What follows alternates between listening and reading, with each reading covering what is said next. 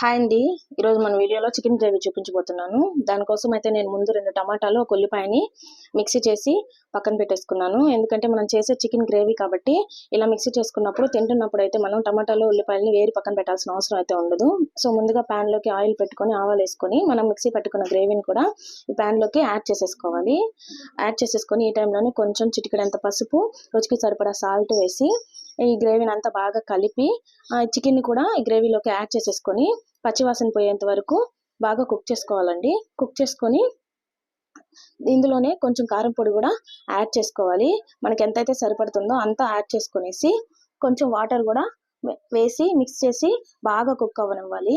ఈ వాటర్లోనే చికెన్ అంతా బాగా కుక్ అయిపోవాలి. నా ఛానల్ ఇంకా ఎవరైనా సబ్స్క్రైబ్ చేసుకోకపోతే సబ్స్క్రైబ్ చేసుకోండి. బాగా కుక్ అవుతున్నప్పుడు ఇందులోకి కొంచెం గరం మసాలా, చికెన్ మసాలా యాడ్ చేసుకోవాలి. యాడ్ చేసుకొని ఇంకో 5 to 10 మినిట్స్ వరకు కుక్ చేయాలండి. కుక్ చేసినప్పుడు కన్సిస్టెన్సీ అనేది కొంచెం తిక్కుగా వస్తుంది గ్రేవీ. ఇలా తిక్కుగా వచ్చినప్పుడు కొంచెం కొత్తిమీర, పుదీనా యాడ్ చేసేసుకొని దించేసుకోవడమే. చికెన్ గ్రేవీ అయితే రెడీ అయిపోయింది. రాగి సంగటి చికెన్ గ్రేవీ మంచి కాంబినేషన్ అండి. టేస్ట్ అయితే చాలా బాగుంటుంది. నా ఛానల్ ఎవరైనా సబ్స్క్రైబ్ చేసుకోకపోతే సబ్స్క్రైబ్ చేసుకోండి. Thanks for watching.